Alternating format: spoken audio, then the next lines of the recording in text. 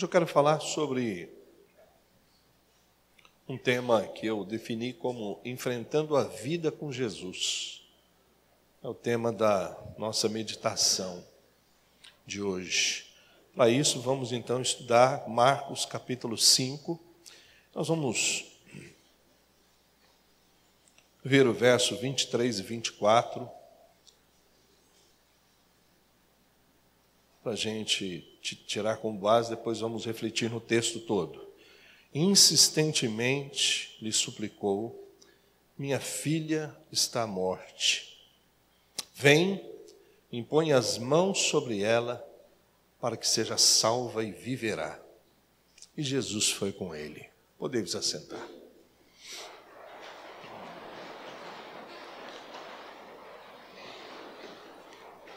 Não é fácil enfrentar a vida, não, né?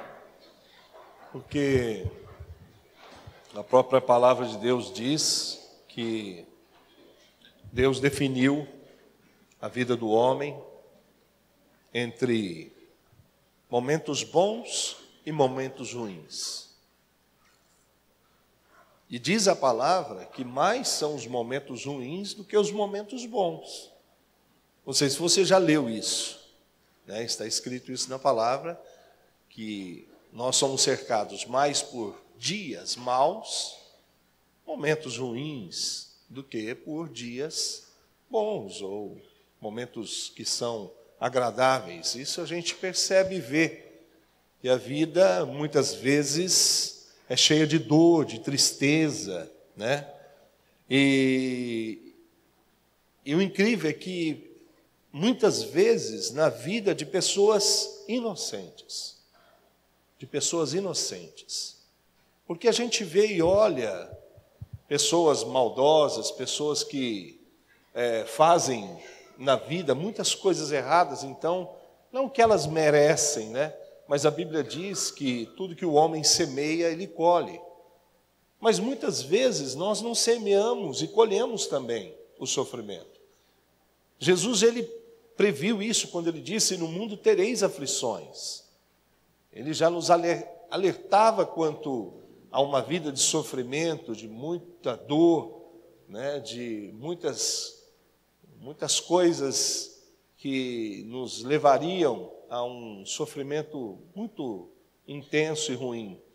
Eu venho percebendo isso, venho notando isso durante a minha vida. A palavra está cheia de exemplos de pessoas que passaram por sofrimentos, mesmo sendo inocentes, que sofreram injustamente, se nós podemos assim definir e dizer que alguém sofre injustamente, né? Mas o que é mais incrível é o descaso que a gente percebe e vê daquelas pessoas que poderiam ajudar, que poderiam ser um conforto, um consolo para essas pessoas que sofrem injustamente, mas elas não fazem isso. Elas não fazem isso. Estamos vivendo hoje, principalmente os nossos dias, que os sociólogos têm definido como dias de um relacionamento líquido, onde as pessoas, elas são tratadas de uma forma bem, assim, líquida, né? Sem valor, sem importância, sem essência, sem nada, sem graça. Os relacionamentos hoje são assim, são mantidos dessa forma. E as pessoas hoje, elas não querem, né, ajudar as outras, não quer tornar a vida do outro que está sofrendo, que está passando por um sofrimento um pouco mais ameno, mais tranquilo, mais... Não quer, elas fogem dessa responsabilidade. E a gente vai ver um homem nesse texto de hoje que justamente passou por isso, mas que ele encontrou alguém que caminhou com ele, que andou até os dias de sofrimento dele, os momentos de dor dele, e que pôde trazer o alívio para ele naquele momento daquela dor. Alguém que pôde estar com ele no momento mais difícil da vida dele, porque é tão raro a gente encontrar pessoas que se dispõe a estar conosco nos momentos mais difíceis de nossa vida. Mas nós vamos falar de alguém hoje que está disposto sempre a estar conosco, não só nos bons momentos, mas em todos os momentos de nossa vida, principalmente nos piores momentos da vida de um homem, na vida de alguém. É claro que você já sabe que nós estamos falando dele, de Jesus, o Emanuel, aquele que veio para estar conosco, o Deus presente, o Deus conosco, aquele que veio para se identificar com a dor do homem.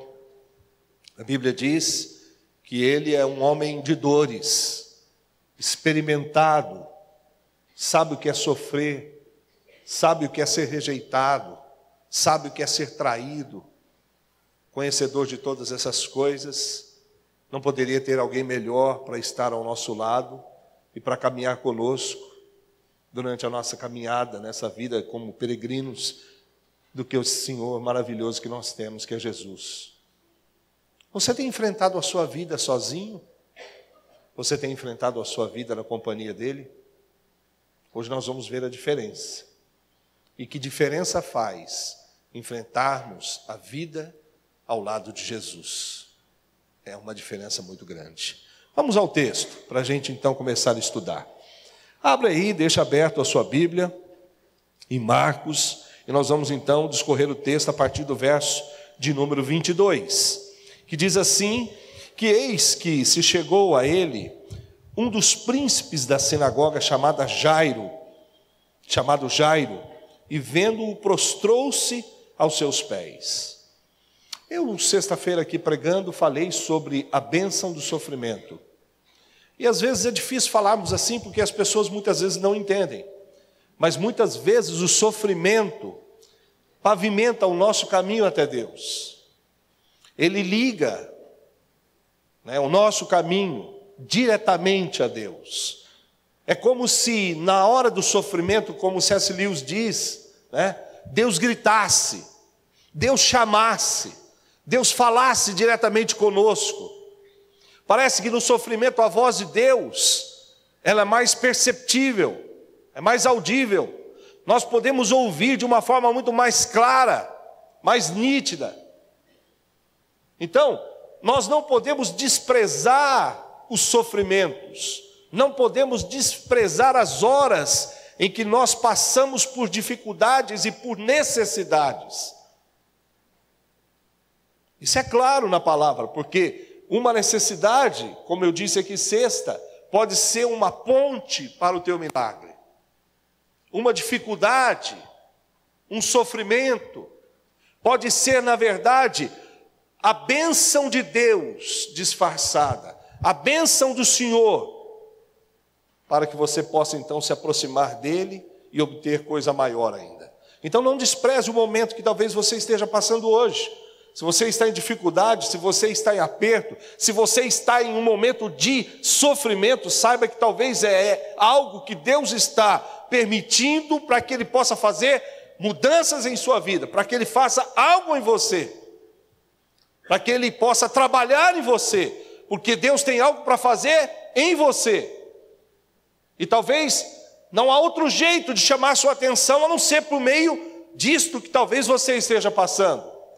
Veja, se não fosse o sofrimento que se abateu na casa de Jairo, que foi a enfermidade da sua filha, jamais esse homem iria procurar o Senhor Jesus. Então, por causa do sofrimento, esse homem se lançou à procura do Senhor Jesus. Ele foi atrás da solução, ele foi atrás de alguém para caminhar com ele naquele momento de dor. Quando você passa por sofrimentos na sua vida, é necessário que você esteja na companhia de alguém. É necessário que você vá acompanhado de alguém. E Deus se dispõe a estar conosco. Deus se dispõe a caminhar conosco. E não foi uma coisa fácil para Jairo chegar até Jesus. Jairo arriscou muito para estar ali. Jairo arriscou bastante para poder ir até Jesus. Por quê? Porque Jairo não era uma pessoa comum. Ele era chefe de uma sinagoga.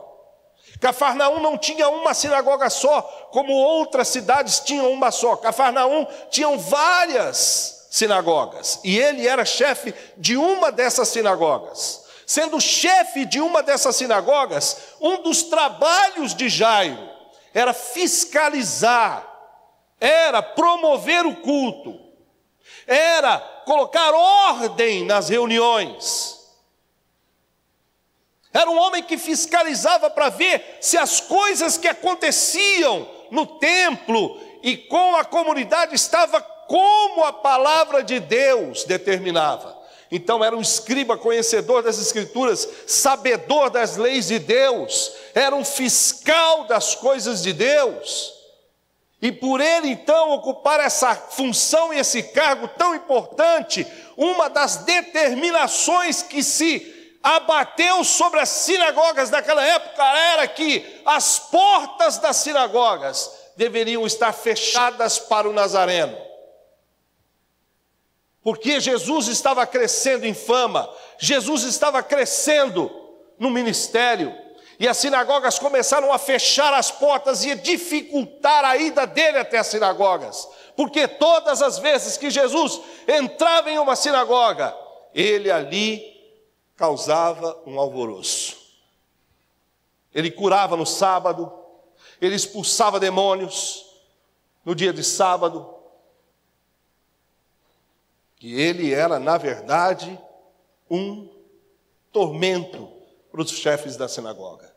Então é claro que esse homem, para ir até Jesus, arriscou muito. Muitos nunca arriscam, não tiveram que arriscar nada, né? Eu não sei como você veio até Jesus, se você perdeu alguma coisa, se você arriscou muito para estar com Ele. Existem pessoas que perdem a família para estar com Jesus. Eu conheço amigos meus que perderam herança para estar com Jesus. Preferiram estar com Jesus do que ter a herança. Porque os pais disseram, se você seguir esse Jesus, nós vamos destituir você da nossa família. Vamos tirar o seu nome da herança. Pois ele disse, pode tirar. Mas de Jesus eu não largo. De Jesus eu não deixo. É de pessoas assim que nós precisamos. É de pessoas assim que o reino de Deus está à procura. Pessoas dispostas a arriscar tudo. Pessoas dispostas a abrir mão de coisas que para elas custou a vida. Como Paulo mesmo dizia, que ele refutava como nada as coisas que ele havia adquirido até então. E Paulo não era um homem comum, um homem qualquer, mas era um hebreu dos hebreus, um soldado romano da mais alta elite, um homem que tinha todo o conhecimento de Roma, autoridade de Roma, homens aos seus pés. Ele era um líder, mas ele dizia, por causa de Cristo, eu refutei isso como nada, para alcançar Jesus e ter Jesus. Que preço você tem pago para ter Jesus do seu lado? Qual é o preço que você está disposto a pagar por ter Cristo com você? Todos nós temos que pagar um preço. A salvação é de graça, mas o discipulado custa muito. Andar com Jesus custa muito. Esse negócio, esse papo de que a vida com Deus é maravilhosa, é linda, é um mar de rosas, isso é mentira. Só para esses que querem viver de uma forma bem light, porque quem quer seguir as Escrituras verdadeiramente, não é vida fácil não. Não é vida fácil, você tem que renunciar, você tem que matar a carne, você tem que matar o eu. Não é fácil, mas ele estava disposto, e ele demonstrou isso, arriscando tudo que ele tinha. Ele sabia que se não desse certo essa ida dele até Jesus, ele jamais talvez teria a sinagoga de novo. Jamais dariam a ele novamente a sinagoga. Principalmente ao ver ele se prostrar diante de Jesus. Principalmente ao ver o chefe daquela comunidade se dobrando aos pés de alguém que estava causando tumulto em todas aquelas terras. principalmente para um judeu se prostrar diante de um homem, reconhecendo que Jesus não era só um rabino, mas sim o Senhor de tudo e de todas as coisas. Ao se dobrar, ele estava reconhecendo que Jesus era o Messias, que muitos não reconheciam, mas ele, se prostrando, mostrou que reconhecia a autoridade desse Jesus que estava ali, que poderia salvar a filha dele. Por isso ele arriscou tudo. Quando você conhece esse Jesus que está do seu lado, quando você conhece de verdade o Jesus que se propôs a andar com você, quando você conhece de verdade esse Jesus que um dia entregou sua vida por você e disse: vinde após mim, ande comigo, eu farei de vocês homens sacerdotes, mulheres sacerdotes, eu farei de vocês. Então, quando nós conhecemos de verdade quem é esse que nos chamou para estar com Ele, para andar com Ele, nós não tememos mais nada. Para nós, tudo que nós perdemos é lucro, porque ganhamos o céu e ganhamos a vida eterna, ganhamos todas as coisas nele, porque em Cristo temos todas as coisas. E Jairo sabia disso. E nós muitas vezes não sabemos. Não sabemos, não foi fácil para ele. Está sendo fácil para você? O cristianismo está fácil para você? Então tem alguma coisa errada. Cadê a cruz? Cadê a renúncia? Cadê a abnegação? Está muito fácil. Cristianismo não é fácil. Andar com Cristo é um projeto de vida. É uma coisa maravilhosa.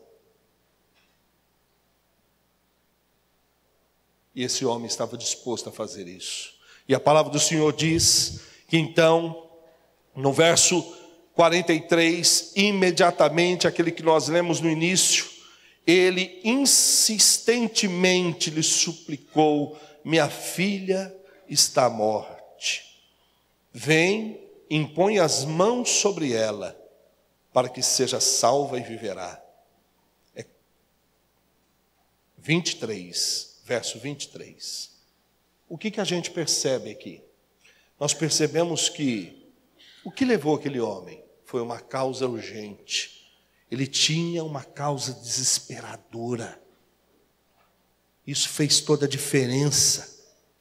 Para que a gente possa entender a aflição de Jairo, a gente precisa pensar como um judeu. Pensar e ter o pensamento da época dele.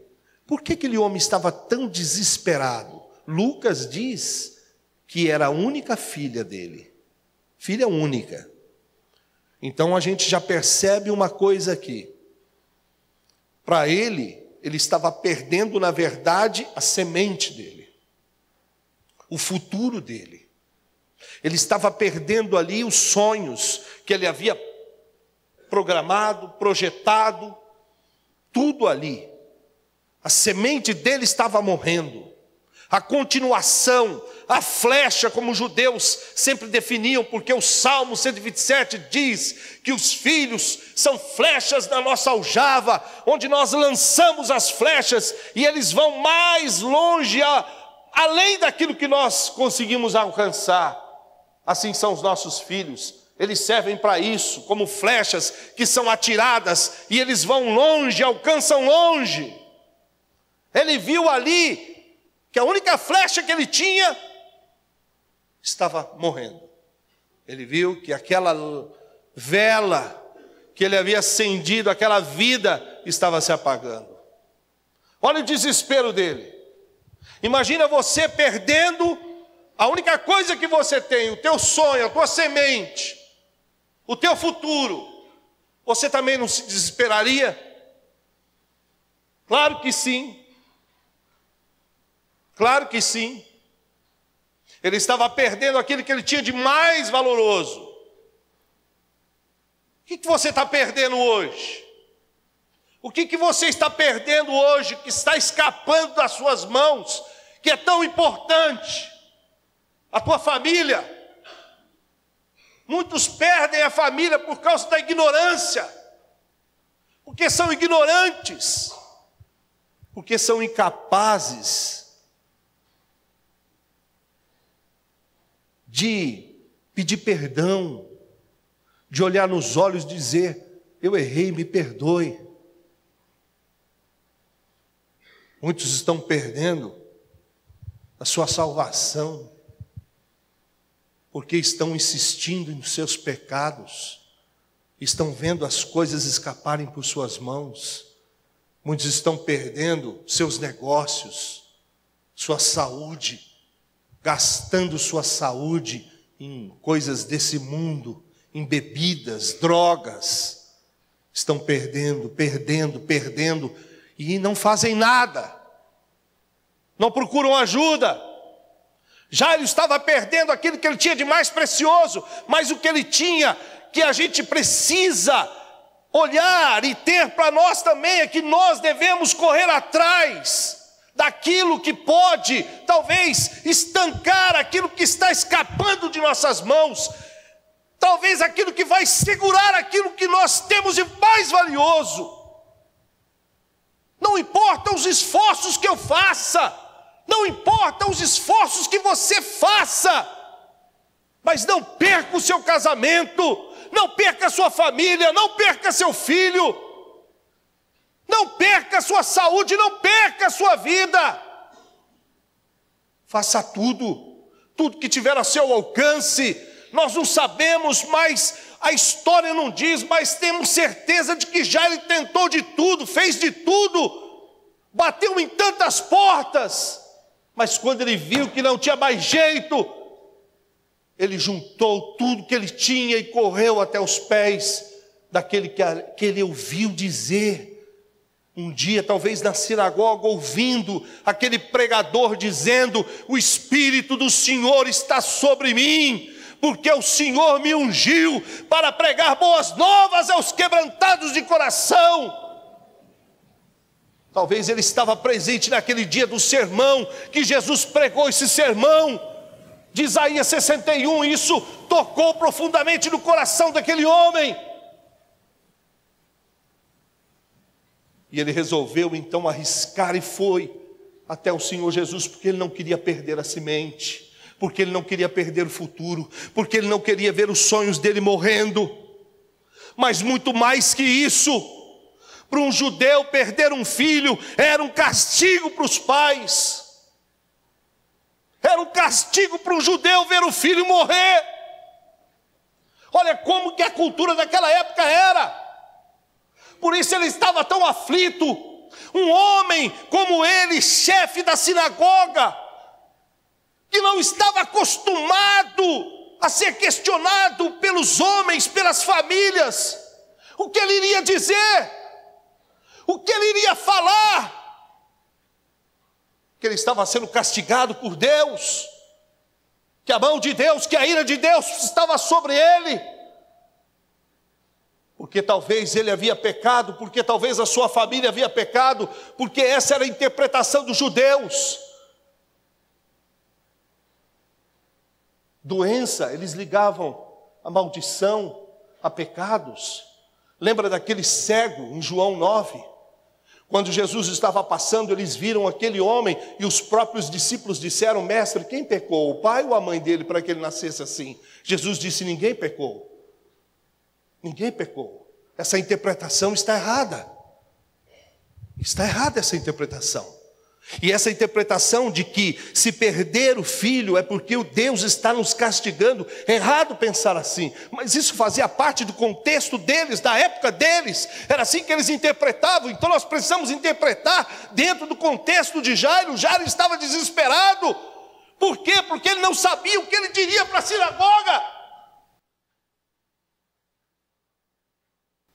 Ele não sabia como encarar depois o povo que ele presidia, que ele falava, o que ele podia fazer, o que ele poderia dizer, quais eram os argumentos que ele iria usar. Olha a situação desse homem, olha a condição desse homem. Por isso você entende o desespero dele ao aproximar e aclamar ao Senhor insistentemente: Senhor, minha filha está à morte, vem, impõe a tua mão sobre ela, para que ela seja salva e viverá.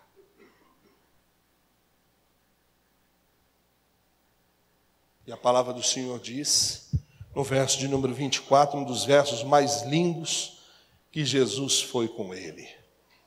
Diga, Jesus foi com ele. A Bíblia não explica o sofrimento, sabia? Não. A Bíblia não explica o sofrimento. Não. Mas ela mostra um Deus que sofre com os que sofrem. Sabia disso? Sabia? Ela não explica, não. Mas ela mostra um Deus que sofre com os que sofrem. Quer ver só? Deixa aberto aí, ou guarda aí, e vai lá em Isaías. Isaías 63, 9.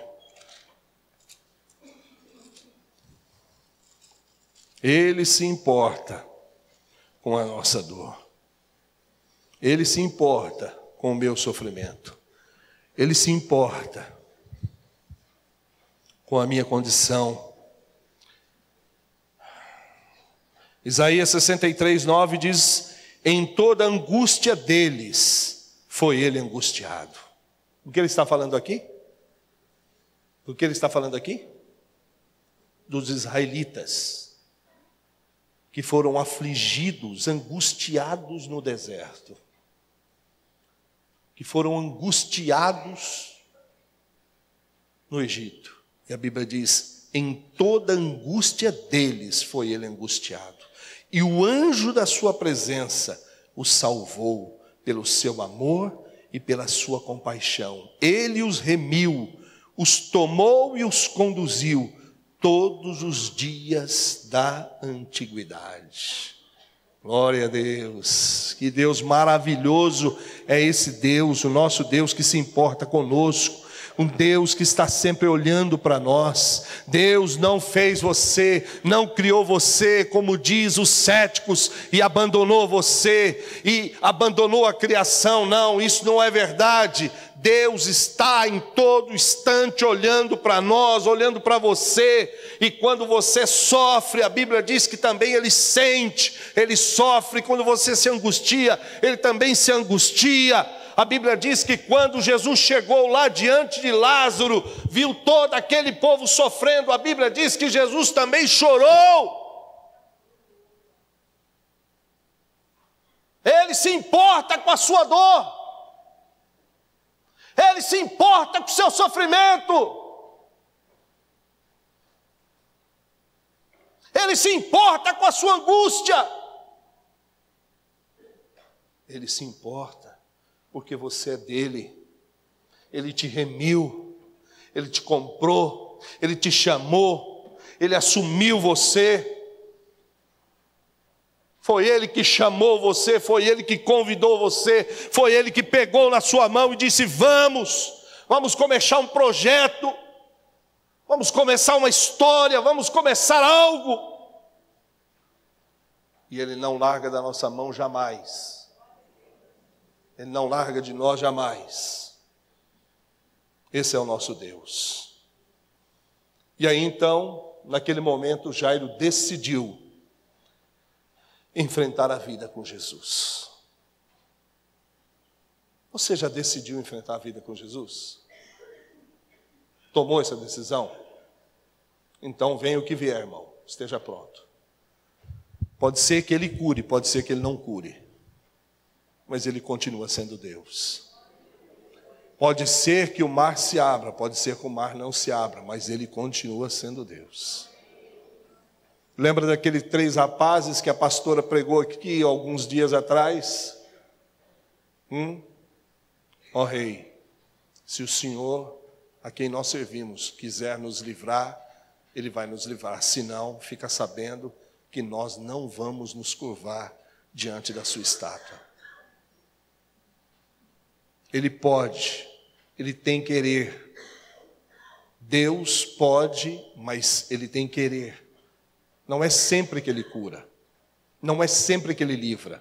Paulo orou 3 vezes por um espinho na carne, pediu para que Deus tirasse, 3 vezes Deus disse não. Paulo orou para que Deus livrasse do leão pela 2ª vez, mas a Bíblia diz que Deus não livrou ele e ele foi morto. Não é sempre que Deus livra, mas não importa. Eu sou servo dele, ele é meu Senhor, e com ele eu vou andar. Porque com ele eu sei que eu posso suportar as angústias da vida. Porque ele disse, mas tem de bom ânimo, eu venci o mundo. Isso que nós devemos guardar em nossos corações. E a palavra do Senhor diz então que ele começou essa escolha de enfrentar a vida com Jesus. E a Bíblia diz então que aparece ali um contratempo do verso 25 a 34. A gente vê que há uma mulher que entra em cena, uma mulher que estava já há 12 anos com uma hemorragia e nada dava jeito naquela mulher. Você conhece a história, eu não quero entrar nessa pregação porque é outra, mas é interessante a gente perceber que há uma demora aí. E essa demora de Jesus é na verdade, uma lição, é uma pedagogia. Toda demora de Deus em responder a minha oração é uma pedagogia, é um ensino. Então, se você pede algo para Deus e Deus não responde já, presta atenção, porque Deus está ensinando lições para você. Deus está, na verdade, ensinando coisas importantes para você. Então fica atento, porque Deus responde de 3 formas a oração: sim, não e espere. Sim, não e espere.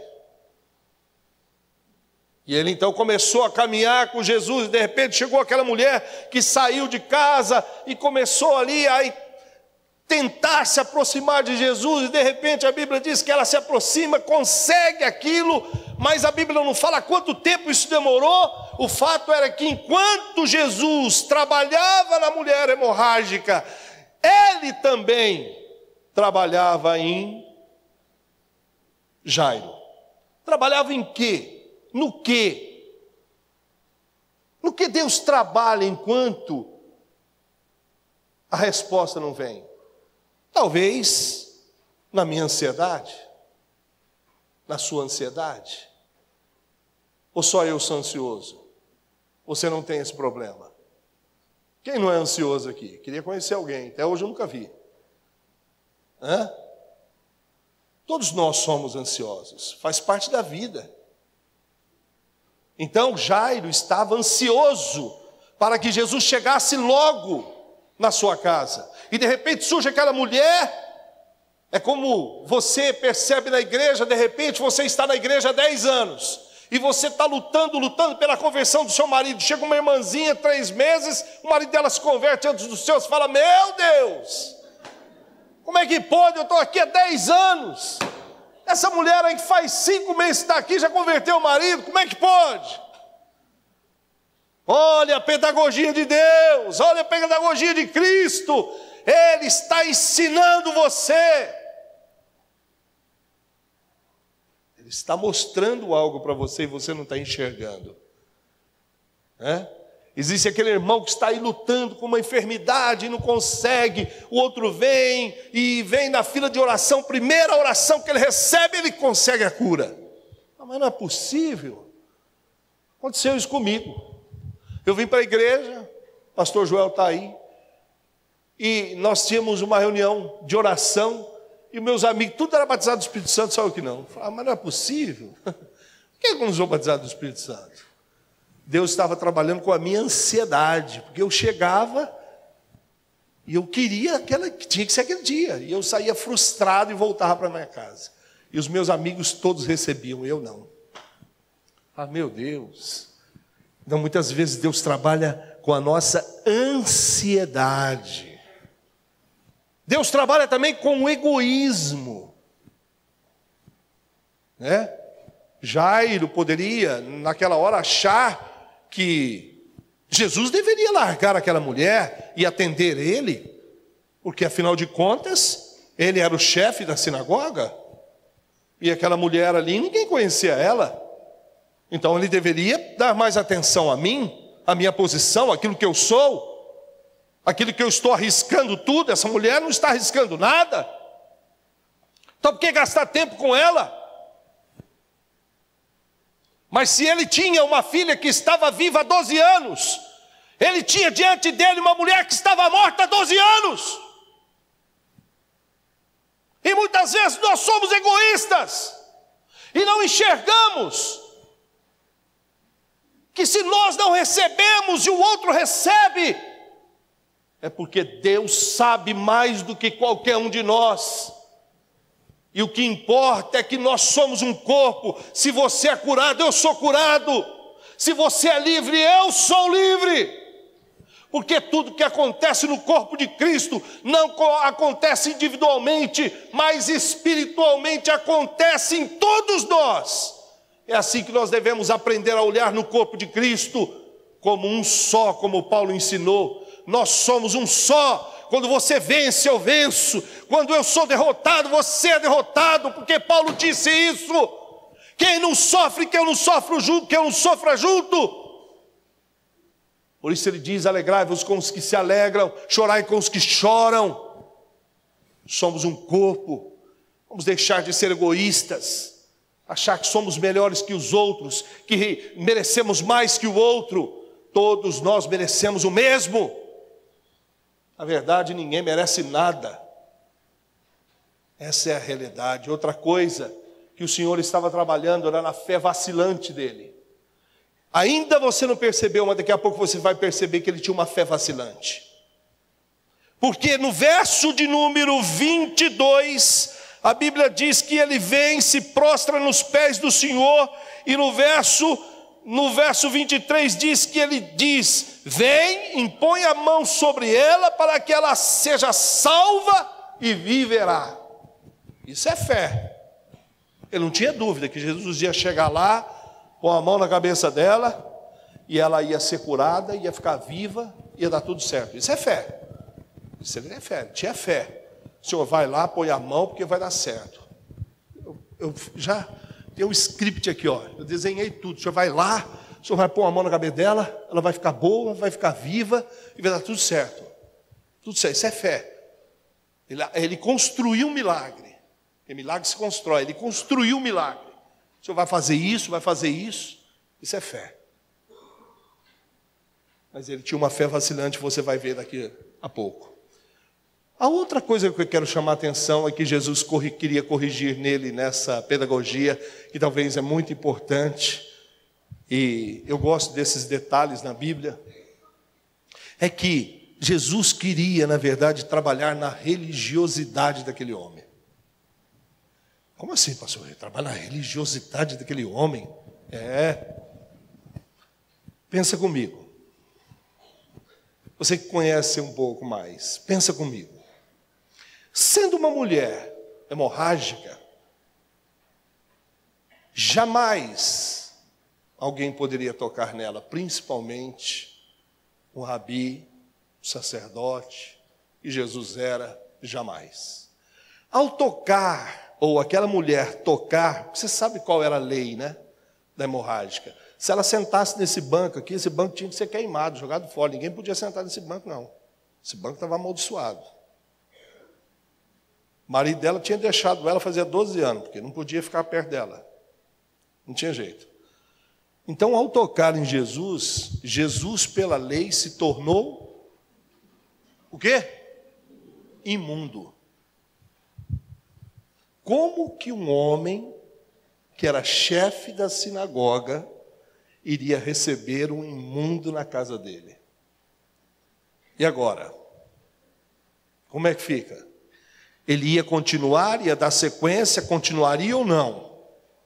Levaria ainda Jesus para casa, sabendo que Jesus, um imundo, iria entrar na casa dele? E agora? Andar com Jesus, muitas vezes, nos custa isso. Nos custa isso.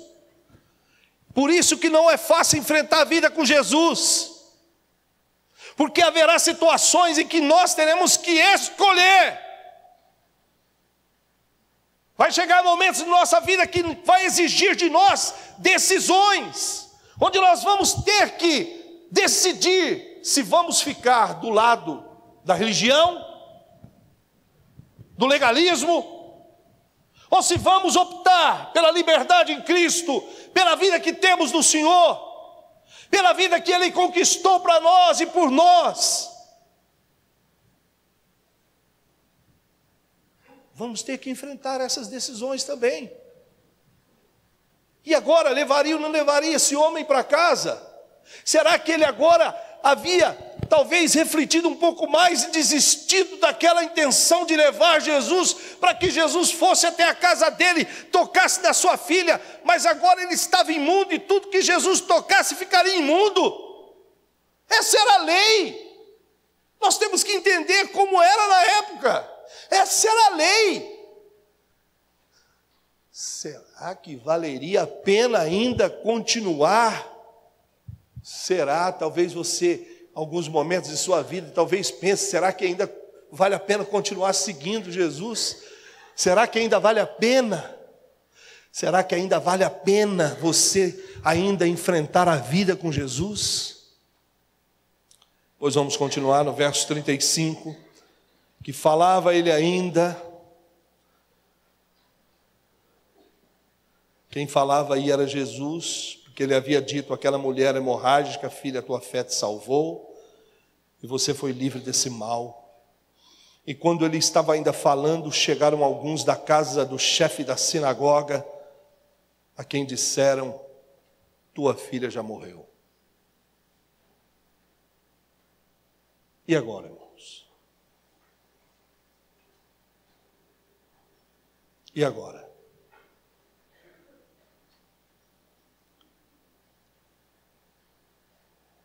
Jairo aceitaria os fatos? Continuaria com aquela vida dele? Uma vez que Jesus não era mais necessário, porque a filha dele morreu. Ele só foi até Jesus porque ele queria a filha viva. Agora a filha morreu. E agora? Jesus ainda é necessário? Jesus ainda é necessário? Jairo, deixa disso, a tua filha está morta. Tua filha morreu, para com isso. Para de importunar, olha o que eles dizem. Para de importunar, de incomodar o mestre. Para com isso. Jesus não é mais necessário. Não tem mais necessidade alguma. Desiste disso. Talvez passou um filme na cabeça dele assim, ó. Meu Deus, eu deixei tudo. Eu abri mão de tudo. Eu perdi a minha sinagoga, a minha excelência, o meu nome. Eu arrisquei tudo por causa desse homem. E eu arrisquei tudo por causa desse Jesus. Talvez alguém já ligou aí, né? Será que você está perdendo tempo? Será que andar com Jesus é perda de tempo? E aí, moçada? É perda de tempo? Os tempos gastos com Ele, investidos nele, é perda de tempo? Não viver uma vida livre de sexo, de orgia, de drogas, é perda de tempo? É perda de tempo. Para que Jesus serve? Muitos usam Jesus e fazem de Jesus só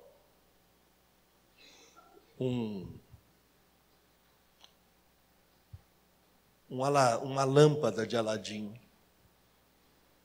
um gênio da lâmpada, a cumprir desejos, realizações. Jesus é o que para você? É um gênio da lâmpada? Se ele serviu você, amém. Se ele não serviu você, tchau. Espera aí, quem é que precisa de quem aqui? Eu preciso dele ou ele precisa de mim? Eu acabei de orar aqui. Quem somos nós para chegarmos aqui, subir aqui, cantar Ele está cercado de querubins, arcanjos, serafins, que cantam para ele toda hora, sem cessar. Quem somos nós?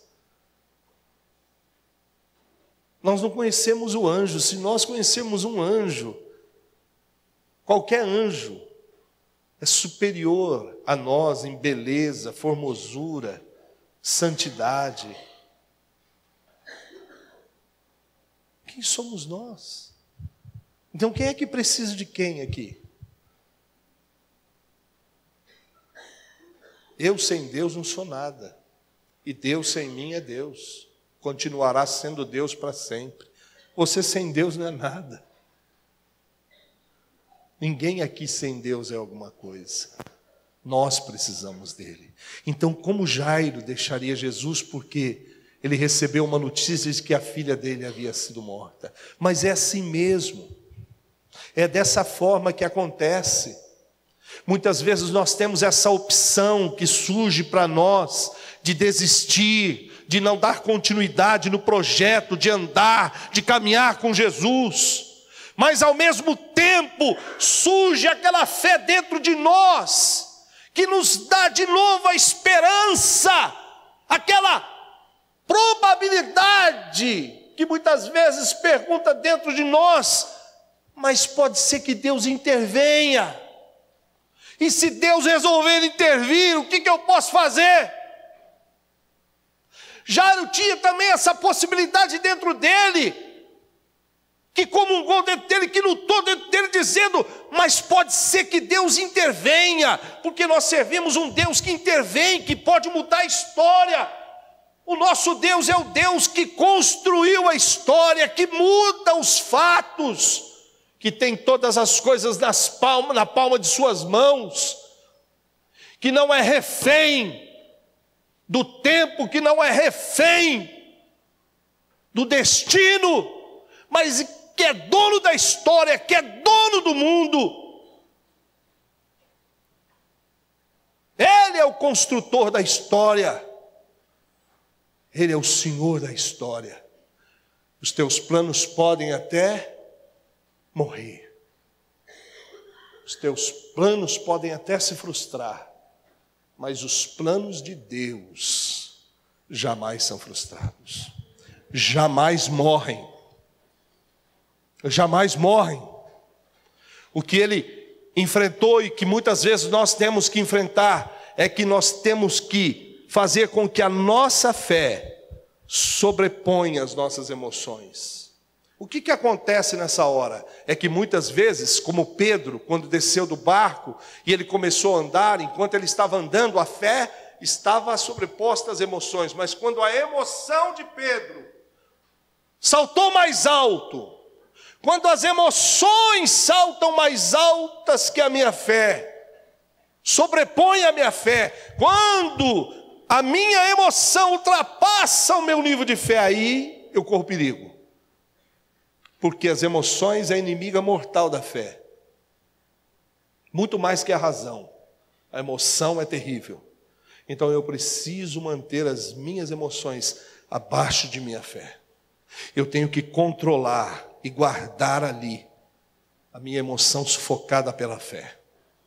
E ele, de uma certa forma, estava naquela luta, naquela batalha, quando de repente, no verso 36... Mas Jesus, sem acudir a tais palavras. Interessante, né? Jesus também ouviu a mesma palavra. Você prestou atenção? Só que qual foi a diferença de Jairo e de Jesus? Jairo acudiu no coração, mas a Bíblia diz que Jesus não acudiu a tais palavras. Jesus não deu valor àquelas palavras. Cuidado com as más notícias que você recebe dos homens. Viu? Cuidado, porque essas más notícias podem fazer você desistir e voltar para trás e não dar sequência no projeto que Deus tem para a sua vida. Cuidado, cuidado. Muito cuidado. Eu gosto muito daquela história daquela mulher que, quando teve o seu filho lá em 2 Reis, a pastora pregou aqui, eu acho que na segunda da primícia, morto. E é interessante porque ela poderia ter enterrado o filho dela lá, não poderia? Mas ela não fez isso. Ela foi, guardou o filho no quarto, desceu, mandou o empregado preparar o cavalo, foi atrás do homem de Deus e falou: está aí, ó. Está aí, resolve isso daí. Nós temos opções. Nós temos opções de aceitar e de rejeitar. Jairo, de uma certa forma, por um momento aceitou aquilo no coração, mas a Bíblia diz que Jesus não acudiu a tais palavras, porém disse ao chefe da sinagoga: não temas, crê somente. As más notícias podem abalar você, mas jamais abalarão o teu Senhor. As más notícias jamais vão abalar os céus, porque aquilo que acontece no andar de baixo não chega no andar de cima. O que controla todas as coisas não é esse andar, não. Aqui é os homens, aqui são as leis humanas, mas o andar de cima é aquele que mora, aquele que disse: todo poder me foi dado nos céus e na terra. Ele é o Senhor. Como temos aprendido aqui nas quartas-feiras de Daniel, que ele tem falado aqui em todas as quartas-feiras: eu comando os céus e comando a terra. Esse é o nosso Deus que nós precisamos conhecer e saber. Esse é o Deus que nós servimos. Então, aquela notícia que Jesus recebeu, ele disse as palavras: não temas, crê somente. No original, Jesus estava remetendo ele. Agora você vai entender que a fé dele era deficiente. Jesus estava dizendo: Lázaro, continue crendo como você veio no início crendo. Continue acreditando como você chegou a mim acreditando. Que mal é esse que surge nas igrejas, que muitas vezes rouba de nós a fé com o tempo, que muitas vezes na nossa caminhada nós vamos deixando de acreditar e crer. Que mal é esse que surge dentro do coração dos crentes, que rouba de nós a esperança, a confiança nesse Deus que age, nesse Deus que opera. Não cremos mais, não acreditamos mais. E sem fé é impossível agradar a Deus, sem fé é impossível Deus fazer um milagre, operar alguma coisa na sua vida, na sua família. Continue crendo como você cria, continue acreditando, não importa as notícias, não importa, continue acreditando, continue crendo. Não perca a sua fé.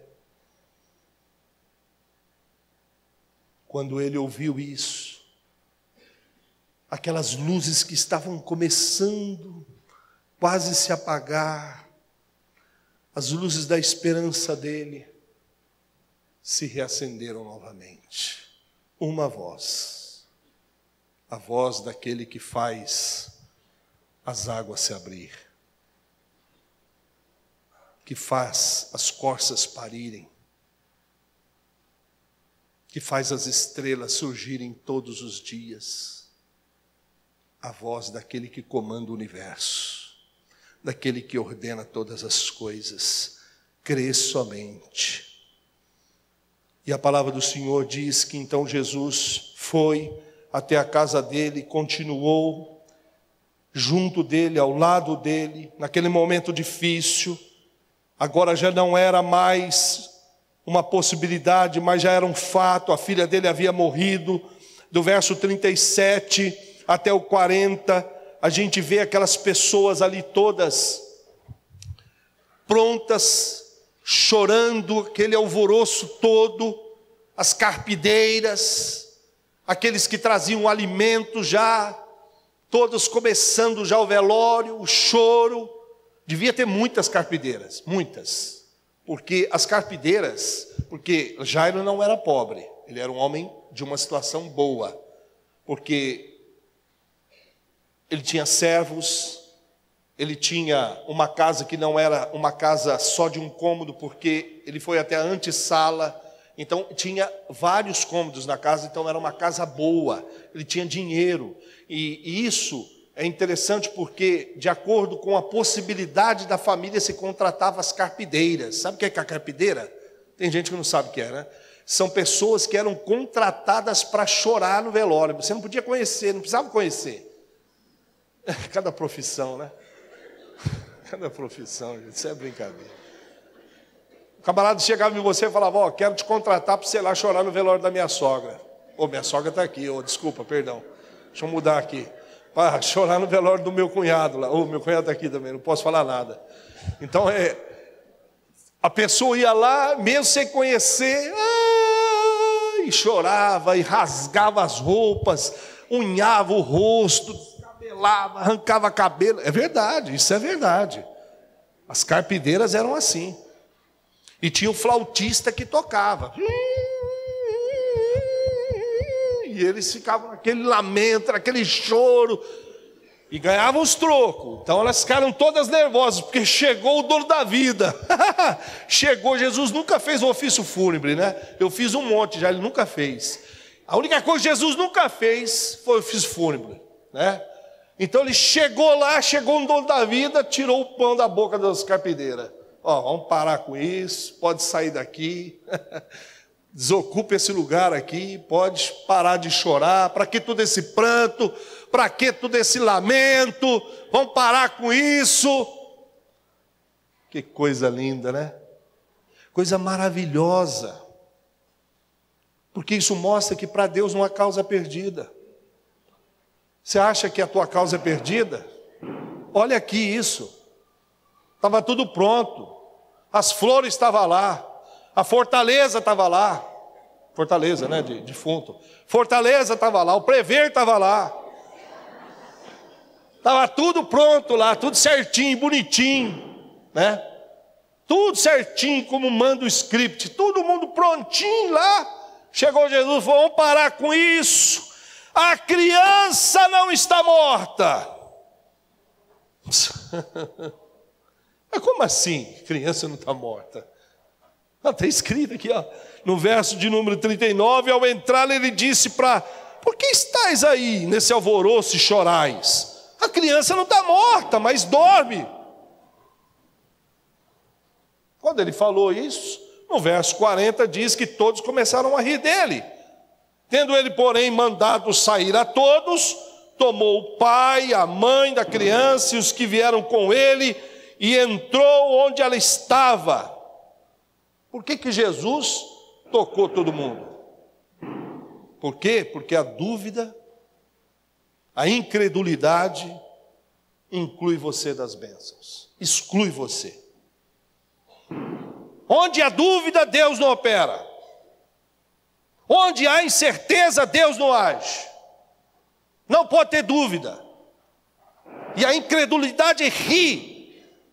Olha aqui que a incredulidade diz aqui no verso 40, que eles riram dele. A incredulidade ri. Lembra quando o anjo chegou e disse para Saraí que ela seria mãe? Falou para Abraão, né? E ela escondida atrás da porta. Imagina, 96 anos ser mãe. O anjo ouviu e falou: você está rindo? Porque você não acredita, o nome dele vai ser Isaac, riso. Você nunca mais vai esquecer disso. A incredulidade ri de Deus. Por isso você não pode ser incrédulo. Por isso que os incrédulos ficarão de fora. Os incrédulos ficarão de fora. Não zomba daquilo que Deus pode fazer. Sempre acredite. Eu duvido. Eu não acredito. Tem muita gente com o espírito de Tomé. E a Bíblia então diz no verso 41 que Jesus tomou-a pela mão e disse: Talita cumi. Talita cumi. Que quer dizer: menina, eu te mando, levanta-te. E imediatamente a menina se levantou, pôs-se a andar, pois tinha 12 anos. Então foram todos sobremaneira admirados, ficaram todos sobremaneira admirados. Fica claro aqui quem tem a última palavra, né?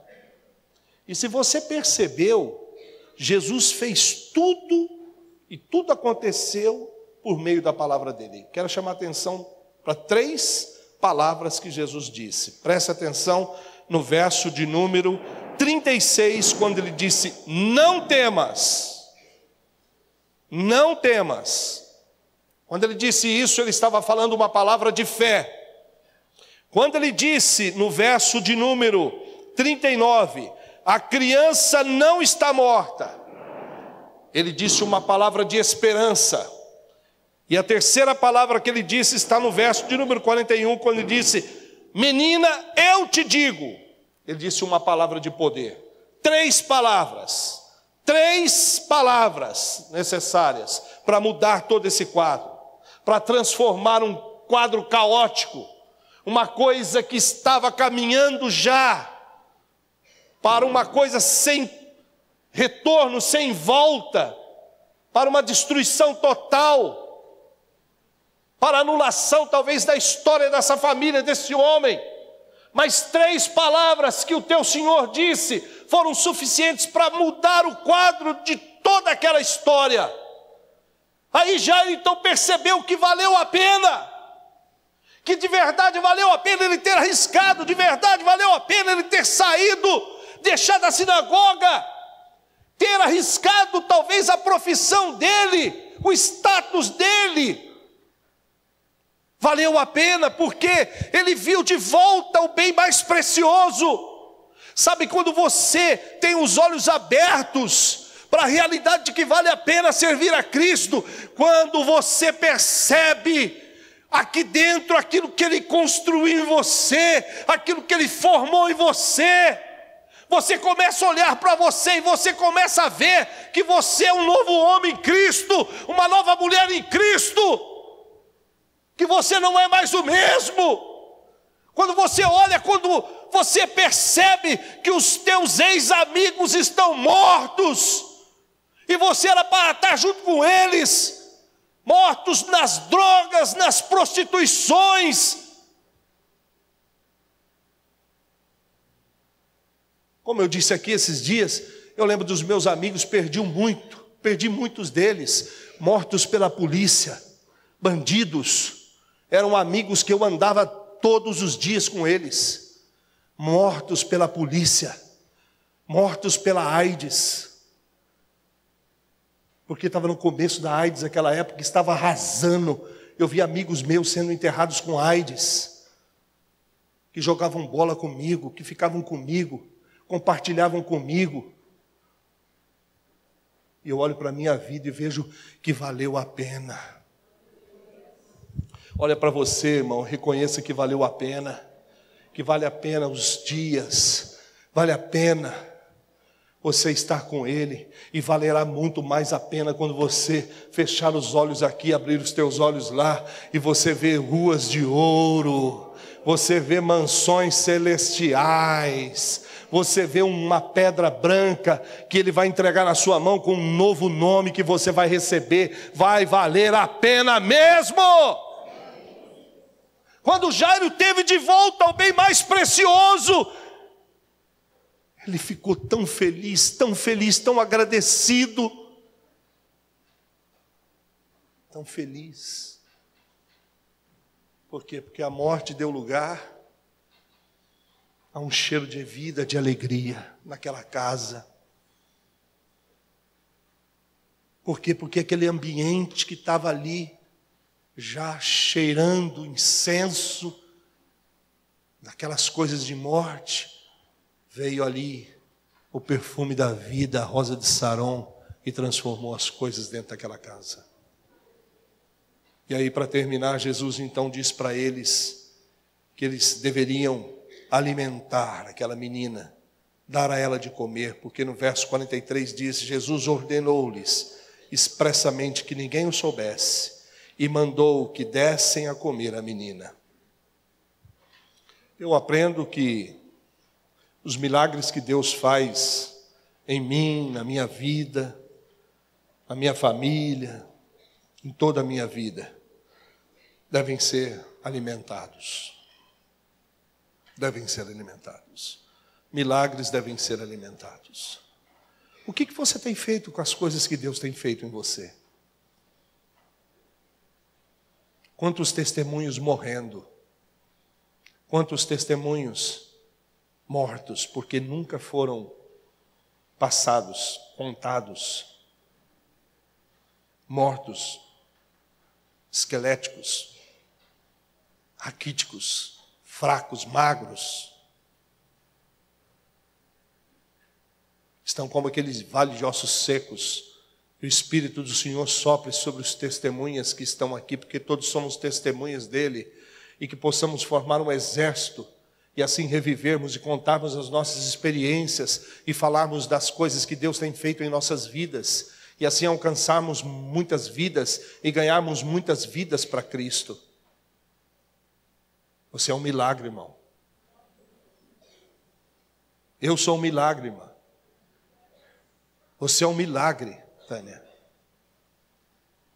Alimente-se, cresça, alcance os inalcançáveis e fale desse Senhor que um dia te libertou e te salvou. Fale que vale a pena, que andar com Ele é a melhor coisa do mundo, que estar ao lado dEle é mais fácil enfrentar a vida, a dor. Não estou te prometendo uma vida de mar de rosas, até porque rosas têm espinhos. Mas eu estou te prometendo um Salvador que estará com você e que vai ajudar você. Vai carregar o seu fardo, a sua dor. Vai oferecer o ombro dele para quando você estiver chorando, para que você chore com ele, ao lado dele. Ele é o teu pastor, ele é teu cuidador.